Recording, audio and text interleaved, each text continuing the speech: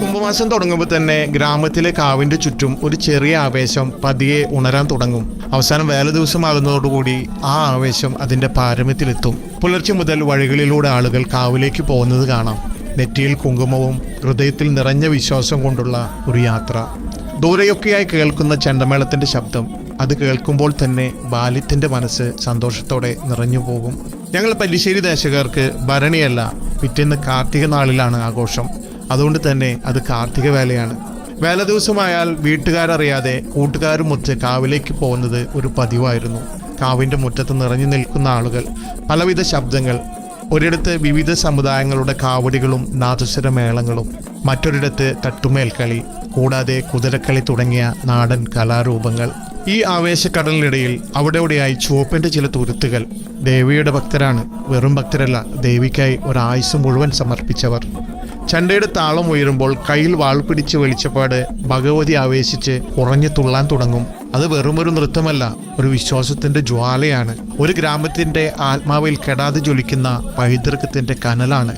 നൂറ്റാണ്ടുകൾ കടന്ന് ഇന്നും ജീവിച്ചിരിക്കുന്ന ഒരു പാരമ്പര്യത്തിന്റെ ശബ്ദമാണ്.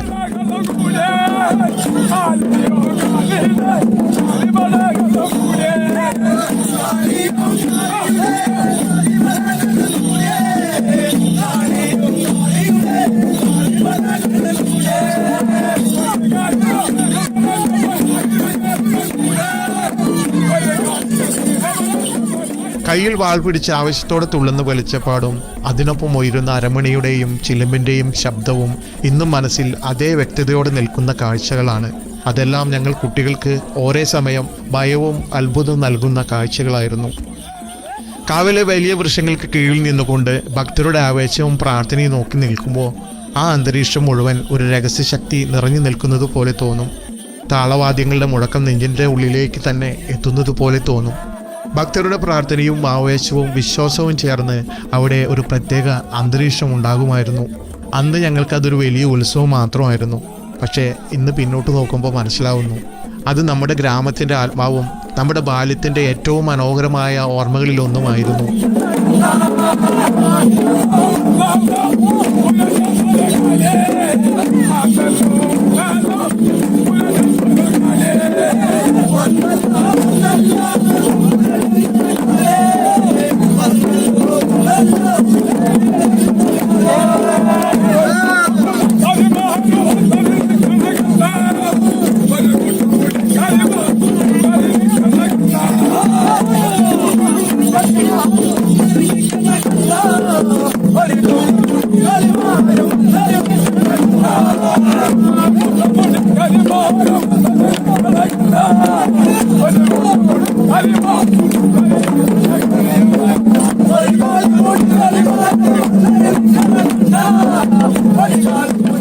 ഇന്ന് വർഷങ്ങൾ പലത് കഴിഞ്ഞു.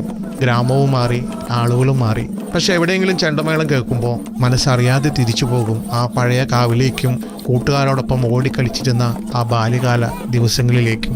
ഭരണിയായാലും കാർത്തിക വേലയായാലും ഒരു ഉത്സവം മാത്രമല്ല, അത് ഗ്രാമത്തിൻ്റെ ഓർമ്മകളും പാരമ്പര്യവും വിശ്വാസവും ചേർന്ന ഒരാത്മീയ അനുഭവമാണ്. ഓരോ വർഷവും ഉത്സവം വരുമ്പോൾ ഭഗവതിയുടെ കാവിൽ വീണ്ടും ഒരിക്കൽ കൂടി ആ പഴയ ശക്തിയും ആവേശവും ജീവിക്കുന്നു.